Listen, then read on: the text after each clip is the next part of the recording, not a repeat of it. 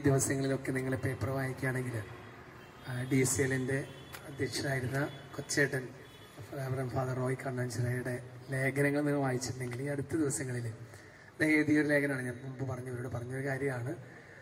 മയക്ക് മരുന്നല്ല, മയക്ക് മരണമാണ് നമ്മുടെ ഇന്ന് കേരളത്തിലെ ഭരിച്ചുകൊണ്ടിരിക്കുന്നത്. മയക്ക് മരുന്നല്ല, മയക്ക് മരണമാണ് എന്ന് നമുക്ക് മുന്നേറാം.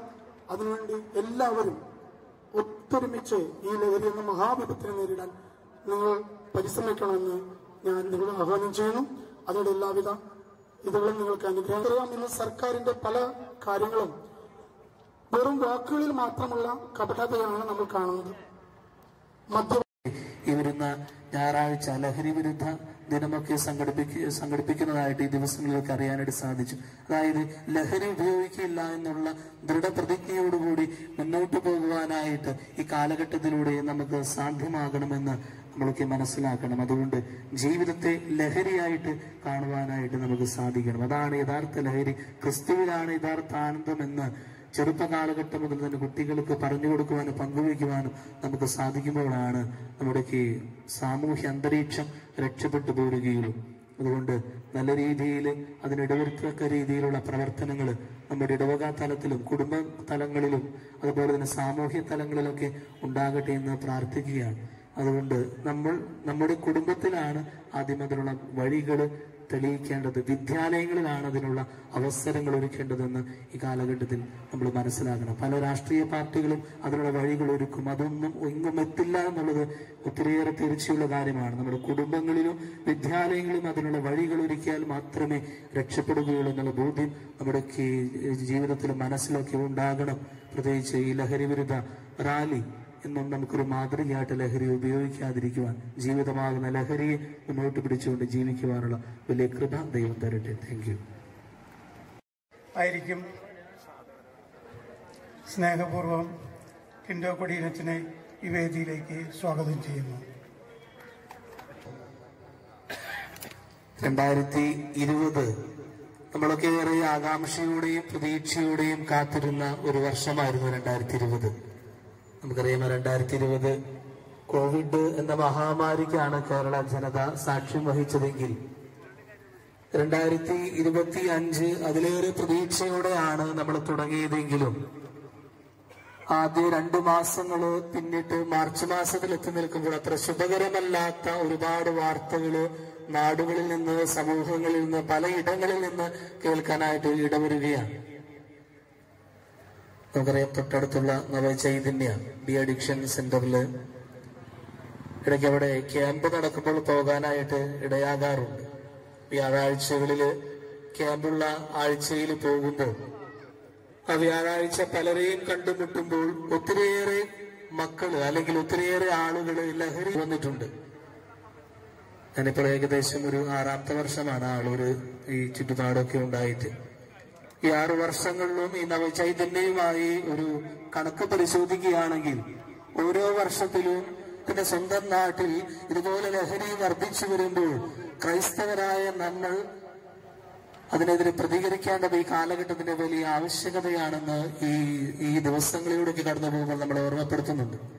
ഇന്ന് സോഷ്യൽ മീഡിയ പരിശോധിക്കുമ്പോൾ കാണാനായിട്ട് സാധിക്കും. ലേറ്റസ്റ്റ് ആയിട്ട് വന്നൊരു ന്യൂസ് ആയിരുന്നു. വയനാട്ടിൽ ഓൺലൈൻ വഴി കഞ്ചാവ് മിഠായി വിറ്റ വിദ്യാർത്ഥികളെ പിടിച്ചതായിട്ട് ഇന്ന് കുറച്ച് മണിക്കൂറുകൾക്ക് മുൻപ് ഓൺലൈൻ പത്രത്തിൽ വായിച്ചത് ഞാൻ ഓർക്കുകയാണ്.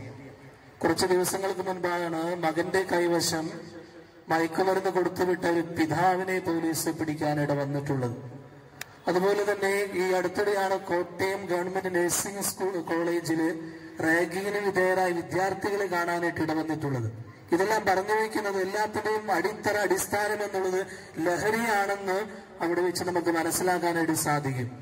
അതുകൊണ്ട് പലരും പറയുന്നത് ഈ കേരളത്തിൽ നടക്കുന്ന ആത്മഹത്യകളിൽ ഭൂരിഭാഗവും കൊലപാതകങ്ങളാണെന്ന് വരെ സംശയിക്കേണ്ട ഒരു കാലഘട്ടമാണ്. കാരണം ലഹരിയാണ് എല്ലാത്തിന്റെയും ഒരു പ്രശ്നം. അതുകൊണ്ട് നമുക്കറിയാം ലഹരി ഒരു രാജ്യത്തിന്റെ ഭാവിയെ ബാധിക്കുന്ന ഒരു കാര്യമാണെന്ന് ഇതിനോടകം തന്നെ നമുക്കൊക്കെ മനസ്സിലായിട്ടുണ്ടാകും. കാരണം ഈ കാലഘട്ടത്തിൽ കുട്ടികളെയാണ് അതൊരുപാട് തകർത്തുകൊണ്ടിരിക്കുന്നത്. അതുകൊണ്ട് ഒരു ജനതയുടെ ഭാവിയെ ഇല്ലാതാക്കുന്ന പ്രവർത്തനങ്ങളാണ് ഒരുപക്ഷെ ഈ കാലഘട്ടത്തിൽ നമ്മളൊക്കെ കടന്നു പോകുന്നത്. ഒരുപക്ഷെ എന്തുകൊണ്ടാണ് കുട്ടികളിൽ ലഹരി എത്തുന്നത് എന്നൊരു പഠനം അടുത്തിടെ സൂചിപ്പിച്ചത് ഇപ്രകാരമാണ്. ഒരുപക്ഷെ മുതിർന്നു കഴിഞ്ഞാൽ ഈ ലഹരി ഉപയോഗത്തിലൂടെ ഒരുപക്ഷെ അവരുടെ വിൽ പവർ കൊണ്ടും അവരുടെ കഠിനാധ്വാനം കൊണ്ടും ഉപേക്ഷിക്കാം എന്നുള്ള ദൃഢനിശ്ചയം മുതിർന്നവർക്കുണ്ട്. എന്നാൽ കുട്ടികളിൽ ഈ ലഹരിയുടെ ഉപയോഗം കൂടിക്കഴിഞ്ഞാൽ അവർക്ക് അതിനുള്ള വിൽ പവറോ അതിനുള്ള അധ്വാനമോ അവരുടെ ജീവിതത്തിൽ ഉണ്ടാകില്ല. അതുകൊണ്ട് കുട്ടികളിൽ നിന്നുകൊണ്ടാണ് ഇത് ആരംഭിക്കേണ്ടത് എന്നുള്ളതാണ് ഈ ലഹരി ഉപയോഗത്തിലൂടെ പല വ്യക്തികളും ലക്ഷ്യമാക്കുന്നതെന്ന് ഈ അടുത്തിടെ ഒരു പഠനം പങ്കുവയ്ക്കുകയുണ്ടായി. അതുകൊണ്ട് ഈ ലഹരിയുടെ ഉപയോഗം എങ്ങനെ സാധ്യമാകുന്ന അല്ലെങ്കിൽ എങ്ങനെ വർദ്ധിച്ചു വരുന്നു എന്നും ചിന്തിക്കുമ്പോഴും പഠനങ്ങൾ പറഞ്ഞു വെക്കുന്ന ഇപ്രകാരമാണ്. കുടുംബത്തിലേക്കാണത് വഴി ചൂണ്ടുന്നത്, വിരൽ ചൂണ്ടുന്നത്. ഒരുപക്ഷെ കുടുംബ വഴക്കുകളാകാം, അല്ലെങ്കിൽ പല രീതിയിലുള്ള മാനസിക അസുഖാരൻ. ഒരു പ്രസിദ്ധനായ ഒരു ലേഖകൻ ഒരു സ്കൂളിൽ ക്ലാസ് എടുക്കാനായിട്ട് പോയപ്പോ ആ ലേഖകന്റെ ക്ലാസ് ഈ വിദ്യാർത്ഥിക്ക് ഒത്തിരി ഇഷ്ടപ്പെടുകയാണ്. ആ ഇഷ്ടപ്പെട്ട വിദ്യാർത്ഥി ആ ക്ലാസ് കഴിഞ്ഞ് ലഹരിയെ കുറിച്ചായിരുന്ന ക്ലാസ്. അവൻ ആ ലേഖകന്റെ അടുത്ത് ചെന്ന് പറഞ്ഞു, അല്ലയോ എന്റെ ജീവിതം എന്നിൽ തന്നെ രക്ഷിക്കുവാൻ അവൻ പറഞ്ഞു വെച്ചത് പ്രകാരമാണ്, സേവ് മീ ഫ്രം മൈസെൽഫ്. എന്നിൽ നിന്ന് തന്നെ എന്നെ രക്ഷിക്കുവാനായിട്ട് അങ്ങേക്ക് സാധിക്കുമോ എന്ന്. അതിന് കാരണം പറഞ്ഞു വെച്ചത് പ്രകാരമാണ്, അവനൊരു പ്രേമനൈരാശ്യം ഉണ്ടായി. 10ാം ക്ലാസ്സുകാരനാണ്.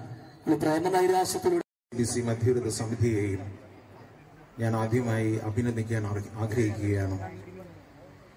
ഈ കാലഘട്ടത്തിന്റെ അനിവാര്യതയിലേക്ക് കടന്നു നോക്കുമ്പോൾ എന്റെ മനസ്സിലേക്ക് കടന്നു വരുന്നത് വർഷങ്ങൾക്ക് മുമ്പ് അമേരിക്കയിലെ കറുത്ത വർഗക്കാർക്ക് വേണ്ടി പോരാടിയ മാർട്ടിൻ ലൂതർ കിങ് പറഞ്ഞു വെച്ച മനോഹരമായൊരു വാചകമാണ്. അദ്ദേഹം പറഞ്ഞു, "Dear brothers and sisters, it is a time to rise to light from the darkness." അത് മറ്റൊന്നുമല്ല, അന്ധകാരത്തിന്റെ പടുകുഴിയിൽ നിന്നും പ്രകാശത്തിന്റെ പാതയിലേക്ക് നീങ്ങാനുള്ള സമയം സമാഗതമായി സഹോദരരെ എന്നാണ് വലിയൊരു വിഭാഗം ജനതയെ ചൂണ്ടിക്കാണിച്ചുകൊണ്ട് അന്ന് വർഷങ്ങൾക്ക് മുമ്പ് മാർട്ടിൻ ലൂതർ കിങ് പറഞ്ഞു വെച്ചതെങ്കിൽ ഇന്ന് അത് ഈ കാലഘട്ടത്തിൽ വളരെയേറെ പ്രാധാന്യമർഹിക്കുന്ന ഒരു വാചകമായി എനിക്ക് പലപ്പോഴും തോന്നി. ഇരിങ്ങാലക്കുട രൂപത നമ്മുടെ ബഹുമാനപ്പെട്ട അഭിനന്ദ പിതാവിന്റെ ആഹ്വാനപ്രകാരം രൂപതയിലെ 4 സ്ഥലത്ത് ജാഗ്രതാ സദസ്സുകൾ വലിയ രീതിയിൽ കൂടുകയുണ്ടായി.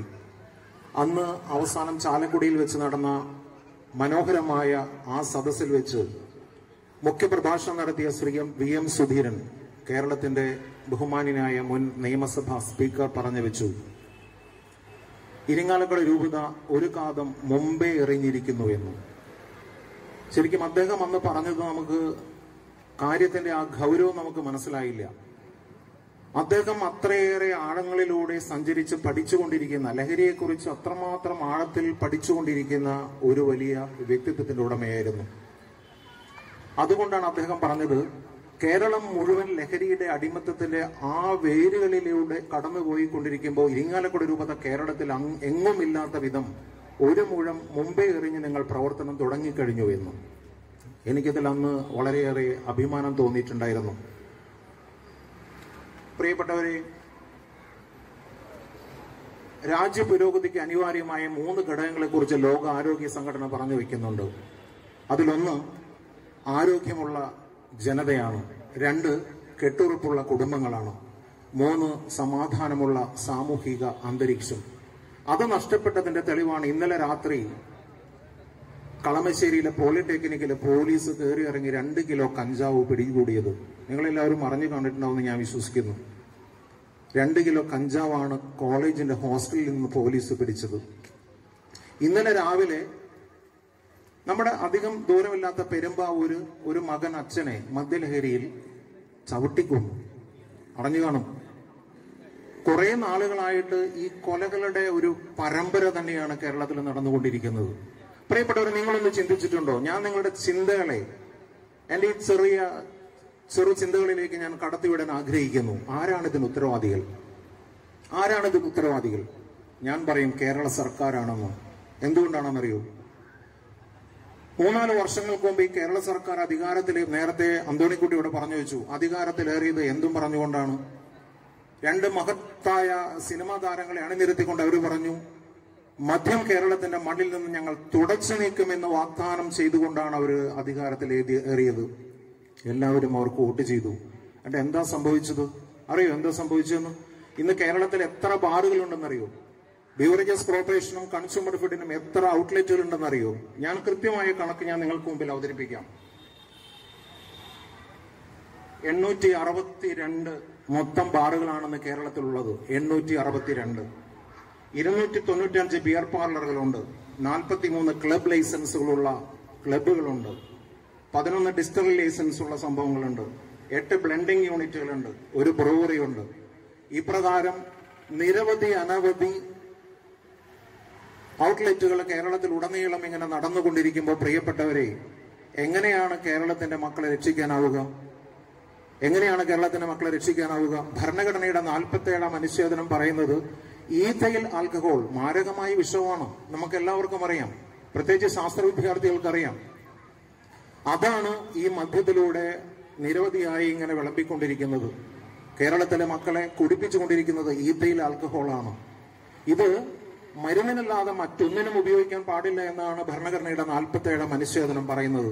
പക്ഷെ അതാണ് ഇവിടെ സംഭവിച്ചുകൊണ്ടിരിക്കുന്നത്. പ്രിയപ്പെട്ട ഒരു ലഹരിയിലേക്ക് കടക്കാം. ലഹരി നമുക്ക് നോക്കും. MDMA എല്ലാവരും പറഞ്ഞു കേട്ടിട്ടുണ്ട്. MDMA എന്താണ്? MDMA മീഥൈലെനോ ഡെക്കോസി ആൽക്കഹോൾ, ഇതാണ് MDMA. പക്ഷെ ഈ സംഭവം മാരകമായ രാസവിഷ വസ്തുവാണ്. ഈ മാരകമായ രാസവിഷവസ്തു നമ്മുടെ ഇന്റേണൽ ഓർഗൻസിനെ മുഴുവൻ നശിപ്പിച്ചുകൊണ്ടിരിക്കുന്നു. അതാണ് ഇന്ന് രാഷ്ട്രീയ ലഹരി മാഫിയകൾ മൊത്തം ഇവിടെ നമ്മുടെ മക്കളെ അധിവസിപ്പിച്ചുകൊണ്ടിരിക്കുന്നത്. പ്രിയപ്പെട്ടവരെ, നമുക്കിതിനെതിരെ പ്രതികരിക്കണം. പ്രതികരണശേഷി നഷ്ടപ്പെട്ടില്ലാത്ത ഒരു തലമുറയാണ് നമ്മുടേതെന്ന് നാം വ്യക്തമാക്കണം. അതിനുള്ള സകലവിധ ആശംസകളും നേർന്നുകൊണ്ട് നിർത്തട്ടെ. നന്ദി, നമസ്കാരം.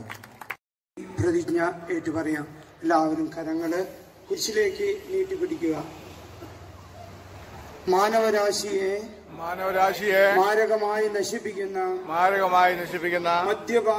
മദ്യപാനം മയക്കുമരുന്ന് ഉപയോഗം എന്നീ തിന്മകൾ ഞാൻ വെറുക്കുന്നു. അവയ്ക്കെതിരെ ഉണർന്ന് പ്രവർത്തിക്കുമെന്ന് ഞാൻ പ്രതിജ്ഞ ചെയ്യുന്നു.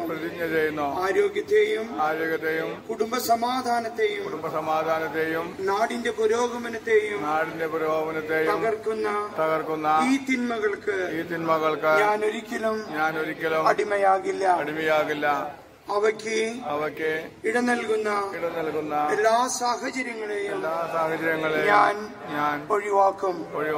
ലഹരിക്ക് അടിമകളായവരെ പിന്തിരിപ്പിക്കുവാൻ ഞാൻ പരിശ്രമിക്കും. മാനസികവും ശാരീരികവുമായ ആരോഗ്യമുള്ള തലമുറയ്ക്കായി ഞാൻ അധ്വാനിക്കും. എന്റെ നാടിന്റെ ക്ഷേമത്തിനായി ഞാൻ എന്നെ വിശുദ്ധമായി സമർപ്പിക്കുന്നു. ആമേൻ. ഡയറക്ടറും BLM-ന്റെ അസിസ്റ്റന്റ് ഡയറക്ടർ കൂടിയായ റവറന്റ് ഫാദർ റോബിൻ പാലാട്ടി അച്ഛന് ആദ്യമായി നന്ദി പറയുകയാണ്. ചില തിരക്കുകൾ മൂലം ഇന്നിവിടെ എത്താൻ സാധിച്ചില്ല എങ്കിലും നമ്മെ അനുഗ്രഹിച്ചയച്ച രൂപത കരിസ്മാറ്റിക് കൂട്ടായ്മയുടെ ഡയറക്ടർ കൂടിയായ റവറന്റ് ഫാദർ ജെയ്സൺ പാറേക്കാട്ട് അച്ഛനും നന്ദി അറിയിക്കുന്നു. സമാപന സന്ദേശം നൽകിയ പ്രസാദവരനാഥ ഇടവക വികാരി ഫാദർ ടിൻഡോ കൊടിയനച്ഛനും പ്രത്യേകം നന്ദി അറിയിക്കുന്നു. സ്വാഗതം ആശംസിച്ച രൂപത കരിസ്മാറ്റിക് കോർഡിനേറ്റർ ശ്രീ ബാബു ഐസക്കിന് പ്രത്യേകം നന്ദി അറിയിക്കുന്നു. ആശംസകൾ അർപ്പിച്ച KCBC മദ്യവിരുദ്ധ സമിതിയുടെ സംസ്ഥാന സെക്രട്ടറി ശ്രീ അന്തോണിക്കുട്ടി ചെതലൻ, രൂപത പ്രസിഡന്റ് ശ്രീ ബാബു മൂത്തേടൻ തുടങ്ങിയവർ പ്രത്യേകം നന്ദി പറയുകയാണ്. ലഹരി വിരുദ്ധ പ്രതിജ്ഞ ചൊല്ലിക്കൊടുത്ത ശ്രീ ജിമ്മി കളപ്പുരയ്ക്കൽ ചേട്ടന് പ്രത്യേകം നന്ദി പറയുന്നു. ഇന്ന് ഇതിന്റെ വിജയത്തിനായിട്ട് ഇവിടെ എത്തിച്ചേർന്ന എല്ലാ നല്ലവരായ KCBC മദ്യവിരുദ്ധ സമിതിയുടെയും രൂപത കരിസ്മാറ്റിക് കൂട്ടായ്മയുടെയും ഇവിടെ പ്രസാദവരനാഥ ഇടവക അംഗങ്ങളും എല്ലാവരോടും ഒരിക്കൽ കൂടി പ്രത്യേകം നന്ദി അറിയിച്ചുകൊണ്ട്